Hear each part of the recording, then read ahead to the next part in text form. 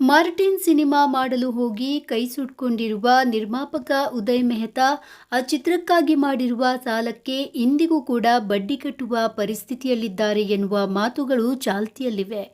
ಆದರೆ ಉದಯ್ ಮೆಹ್ತಾ ಅವರ ಶಕ್ತಿ ಇನ್ನೂ ಕುಂದಿಲ್ಲ. ಮುಂದೆಯೂ ಸಿನಿಮಾ ನಿರ್ಮಾಣ ಮಾಡುವ ಸಾಮರ್ಥ್ಯ ಅವರಲ್ಲಿದೆ. ಕೆಲ ತಿಂಗಳು ಸಿನಿಮಾ ರಂಗದಿಂದ ಬ್ರೇಕ್ ತೆಗೆದುಕೊಂಡಿರುವ ಮೆಹ್ತಾ ಮತ್ತೆ ಸಿನಿಮಾ ನಿರ್ಮಾಣಕ್ಕೆ ಇಳಿಯಲಿದ್ದಾರೆ. ಆದರೆ ಈ ಬಾರಿ ಯಾರ ಜೊತೆ ಸಿನಿಮಾ ಮಾಡಬೇಕು, ಕತೆ ಹೇಗಿರಬೇಕು, ಒಟ್ಟಾರೆ ತಂಡ ಹೇಗಿರಬೇಕು ಅನ್ನೋದ್ರ ಬಗ್ಗೆ ಮೆಹ್ತಾ ಜಾಗರೂಕತೆ ವಹಿಸಲಿದ್ದಾರೆ.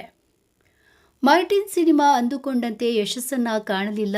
ಹೀಗಾಗಿ ಧ್ರುವ ಸರ್ಜಾ ನಿರ್ಮಾಪಕ ಉದಯ್ ಕೆ ಮೆಹ್ತಾ ಅವರಿಗೆ ಫ್ರೀ ಕಾಲ್ ಶೀಟ್ ಕೊಟ್ಟು ಇನ್ನೊಂದು ಸಿನಿಮಾ ಮಾಡುವ ನಿರ್ಧಾರಕ್ಕೆ ಬಂದಿರುವುದು ಒಳ್ಳೆಯ ಬೆಳವಣಿಗೆ.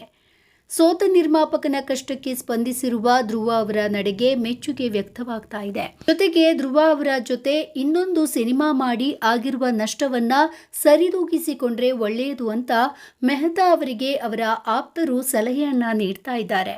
ಆದರೆ ನಿರ್ಮಾಪಕ ಮೆಹ್ತಾ ಮತ್ತೊಂದು ಸಿನಿಮಾ ಮಾಡಿದ್ರೆ ಆಗಿರುವ ನಷ್ಟ ರಿಕವರಿ ಆಗುತ್ತಾ ಅನ್ನೋದೇ ಅನುಮಾನವಾಗಿದೆ. ಮಾರ್ಟಿನ್ ಚಿತ್ರದಿಂದ ನಿರ್ಮಾಪಕ ಉದಯ್ ಮೆಹ್ತಾ ಅವರಿಗೆ ಆಗಿರುವುದು ಕೇವಲ 5-10 ಕೋಟಿ ನಷ್ಟವಲ್ಲ. ನಷ್ಟ ಆಗಿರೋದು ಸುಮಾರು 50 ಕೋಟಿ ರೂಪಾಯಿಗಿಂತಲೂ ಹೆಚ್ಚು. ಅಂದಾಜು 80ರಿಂದ 120 ಕೋಟಿ ಬಜೆಟ್ನಲ್ಲಿ ಮಾರ್ಟಿನ್ ಸಿನಿಮಾ ನಿರ್ಮಾಣವಾಗಿದೆ ಎನ್ನುವಂತಹ ಮಾಹಿತಿ ಇದೆ. 5-6 ಭಾಷೆಗಳಲ್ಲಿ ಬಿಡುಗಡೆಯಾಗಿದ್ದ ಈ ಸಿನಿಮಾ ಗಳಿಸಿದ್ದು ಅಂದಾಜು 25 ಕೋಟಿ ಎನ್ನುವ ಮಾಹಿತಿ ಇದೆ. ಹೀಗಾಗಿ ನಿರ್ಮಾಪಕರಿಗೆ ಎಷ್ಟು ನಷ್ಟವಾಗಿರಬಹುದು ಅನ್ನೋದನ್ನ ನೀವು ಲೆಕ್ಕ ಹಾಕಿದ್ರೆ ಒಂದು ಅಂದಾಜು ಲೆಕ್ಕ ಸಿಗಬಹುದು. ಆದರೆ ಸರಿಯಾದ ಮಾಹಿತಿ ನೊಂದ ನಿರ್ಮಾಪಕನ ಬಳಿ ಮಾತ್ರವೇ ಇರುತ್ತೆ. ಮಾರ್ಟಿನ್ ಚಿತ್ರಕ್ಕೆ ಹಾಕಿದ ಬಂಡವಾಳ 80 ಕೋಟಿ ಅಂತ ಅಂದುಕೊಂಡ್ರೂ ಕೂಡ ಗಳಿಸಿದ್ದು ಸುಮಾರು 25 ಕೋಟಿ. ಆದ್ದರಿಂದ ನಿರ್ಮಾಪಕರಿಗೆ 50 ಕೋಟಿಗಿಂತಲೂ ಹೆಚ್ಚು ನಷ್ಟವಾಗಿರೋದು ಸ್ಪಷ್ಟವಾಗಿದೆ.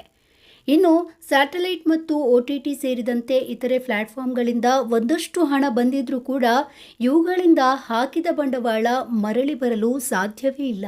ಸದ್ಯದ ಸನ್ನಿವೇಶದಲ್ಲಿ ಮಾರ್ಟಿನ್ ಚಿತ್ರದ ನಿರ್ಮಾಪಕ ಉದಯ್ ಮೆಹ್ತಾ ಅವರಿಗೆ ಆಗಿರುವ ನಷ್ಟವನ್ನ ಭರಿಸೋಕೆ ಮತ್ತೊಂದು ಸಿನಿಮಾ ಮಾಡ್ತೀನಿ ಅಂತ ಮುಂದೆ ಬಂದಿರುವ ಧ್ರುವ ಸರ್ಜಾ ಅವರ ಮಾನವೀಯತೆಗೆ ಎಲ್ಲರೂ ಶಹಬಾಷ್ ಅಂತಿದ್ದಾರೆ. ಆದರೆ ಧ್ರುವ ಅವರು ಫ್ರೀ ಕಾಲ್ ಶೀಟ್ ಕೊಟ್ಟರೂ ಕೂಡ ಮುಂದಿನ ಸಿನಿಮಾಗೂ ಕೂಡ ನಿರ್ಮಾಪಕರು ಬಂಡವಾಳವನ್ನ ಹಾಕಬೇಕಲ್ವಾ? ಕಡಿಮೆ ಅಂದರೂ ಈ ಚಿತ್ರಕ್ಕೆ 10ರಿಂದ 15 ಕೋಟಿ ರೂಪಾಯಿ ಸುರಿಲೇಬೇಕು. ಇಷ್ಟು ಹಣವನ್ನ ಹಾಕಿದ್ರೂ ಕೂಡ ಧ್ರುವ ಸರ್ಜಾ ಅವರ ಸ್ಟಾರ್ ವ್ಯಾಲ್ಯೂಗೆ ತಕ್ಕಂತೆ ಸಿನಿಮಾ ಮಾಡೋದು ಕಷ್ಟ. ಸದ್ಯದ ಟ್ರೆಂಡ್ನಲ್ಲಿ ಧ್ರುವ ಸರ್ಜಾ ಅಭಿಮಾನಿಗಳಿಗೆ ಕಡಿಮೆ ಬಜೆಟ್ ಸಿನಿಮಾ ಹಿಡಿಸೋದು ಅಸಾಧ್ಯ. ಆಕ್ಷನ್ ಪ್ರಿನ್ಸ್ ಎನ್ನುವ image ಪಡೆದಿರುವಂತಹ Dhruva Sarja love story ಅಥವಾ ಫ್ಯಾಮಿಲಿ ಎಂಟರ್ಟೈನ್ಮೆಂಟ್ ಚಿತ್ರಗಳನ್ನು ಮಾಡಿದ್ರೂ ಕೂಡ ಅದರಲ್ಲಿ ಭರ್ಜರಿ ಆಕ್ಷನ್ ಇರಲೇಬೇಕು. ಹೀಗಾಗಿ ಸಿನಿಮಾದ ಕ್ವಾಲಿಟಿ ವಿಚಾರದಲ್ಲಿ ಕಾಂಪ್ರಮೈಸ್ ಆಗುವ ಹಾಗಿಲ್ಲ. ಹಾಗಾಗಿ ಮತ್ತೆ ನಿರ್ಮಾಪಕ ಉದಯ್ ಮೆಹ್ತಾ ದೊಡ್ಡ ಮಟ್ಟದ ಬಂಡವಾಳವನ್ನೇ ಧ್ರುವ ಸರ್ಜಾ ಅವರ ಮತ್ತೊಂದು ಸಿನಿಮಾಗೆ ಹಾಕಲೇಬೇಕು.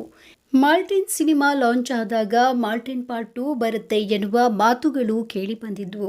ಸಿನಿಮಾವನ್ನ ವಿಶ್ವದಾದ್ಯಂತ ರಿಲೀಸ್ ಮಾಡಿ ಗೆದ್ಕೊಂಡು ಬರ್ತೀವಿ ಅಂತ ಚಿತ್ರತಂಡ ಓವರ್ ಕಾನ್ಫಿಡೆನ್ಸ್ನಿಂದಲೇ ಹೇಳಿಕೊಂಡಿತ್ತು.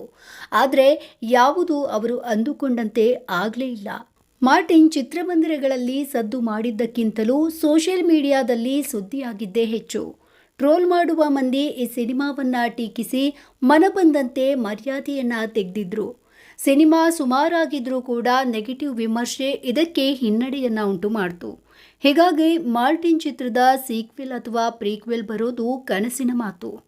ಈ ಸೋಲಿನಿಂದ ಪಾಠ ಕಲಿತಿರುವಂತಹ ನಿರ್ಮಾಪಕರು ಮುಂದಿನ ಬಾರಿ ಎಚ್ಚರಿಕೆಯಿಂದ ಸಿನಿಮಾ ನಿರ್ಮಿಸೋದು ಒಳ್ಳೆಯದು. ಒಟ್ಟಾರೆ ಮಾರ್ಟಿನ್ ಬಾಕ್ಸ್ ಆಫೀಸ್ನಲ್ಲಿ ಸೋತ ಕಾರಣ ನಿರ್ಮಾಪಕರಿಗಾಗಿ ಇನ್ನೊಂದು ಸಿನಿಮಾ ಮಾಡಿಕೊಡ್ತೀನಿ ಅಂತ ಧ್ರುವ ಸರ್ಜಾ ಮುಂದೆ ಬಂದಿರೋದು ನಿಜಕ್ಕೂ ಸ್ವಾಗತಾರ್ಹ.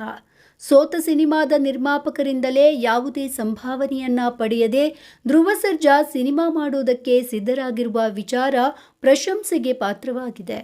ಆದರೆ ಮಾರ್ಟಿನ್ ಸೋಲಿನಿಂದ ನೊಂದಿರುವ ಉದಯ್ ಮೆಹ್ತಾ ಮತ್ತೊಂದು ಬಿಗ್ ಬಜೆಟ್ ಸಿನಿಮಾ ಮಾಡಲು ಮುಂದೆ ಬರ್ತಾರಾ ಅನ್ನೋದೇ ಅನುಮಾನ. ಈ ನಡುವೆ ಧ್ರುವ ಸರ್ಜಾ ಮತ್ತು ನಂದಕಿಶೋರ್ ಕಾಂಬಿನೇಷನ್ನಲ್ಲಿ ಅನೌನ್ಸ್ ಆಗಿ ನಿಂತು ಹೋಗಿದ್ದ ದುಬಾರಿ ಸಿನಿಮಾ ಮತ್ತೆ ಶುರುವಾಗುವ ಮಾತುಗಳು ಜೋರಾಗಿ ಕೇಳಿ ಬರ್ತಾ ಇದೆ. ಏನೇ ಆಗಲಿ ಮಾರ್ಟಿನ್ ಎಂಬ ಅದ್ಭುತ ಸಿನಿಮಾ ಮಾಡಿರುವ ನಿರ್ಮಾಪಕ ಉದಯ್ ಮೆಹ್ತಾ ಅವರ ಸಾಹಸವನ್ನ ಮೆಚ್ಚಲೇಬೇಕು. ಪ್ಯಾನ್ ಇಂಡಿಯಾ ಚಿತ್ರಕ್ಕೆ ಯಾವುದೇ ಕೊರತೆ ಆಗದಂತೆ ದುಡ್ಡು ಸುರಿದಿದ್ದಂತಹ ಮೆಹ್ತಾ ಅವರು ತಮ್ಮ ಕೆಲಸವನ್ನ ಅಚ್ಚುಕಟ್ಟಾಗಿ ಮಾಡಿದ್ದರು. ಆದರೆ ಕತೆ ಮತ್ತು ತಂಡದ ಆಯ್ಕೆಯಲ್ಲಿ ಸ್ವಲ್ಪ ಜಾಗರೂಕತೆಯನ್ನ ವಹಿಸುವಲ್ಲಿ ಎಡವಿದ್ದರು. ಮುಂದಿನ ಬಾರಿ ಹಳೆ ತಪ್ಪನ್ನ ತಿದ್ದಿಕೊಂಡು ಮೆಹ್ತಾ ಯಶಸ್ಸನ್ನ ಕಾಣಲಿ ಅನ್ನೋದೇ ನಮ್ಮ ಹಾರೈಕೆ. P. Kumar, entertainment bureau, Prajamarga news.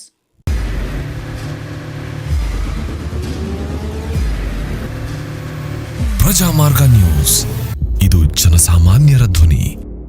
ನಮಸ್ಕಾರ. ನೀವು ನೋಡ್ತಾ ಇದ್ದೀರಾ ಪ್ರಜಾಮಾರ್ಗ ನ್ಯೂಸ್. ರಾಷ್ಟ್ರದ ರಾಜ್ಯದ ರಾಜಕೀಯದ ಬಗ್ಗೆ ಹೆಚ್ಚಿನ ಸಿನಿಮಾ ಅಪ್ಡೇಟ್ಗಳಿಗಾಗಿ ಫಸ್ಟ್ ಲೈಕ್ ಮಾಡಿ, ಸಬ್ಸ್ಕ್ರೈಬ್ ಆಗಿ, ಹಾಗೆ ಫಾಲೋ ಕೂಡ ಮಾಡಬೇಕು.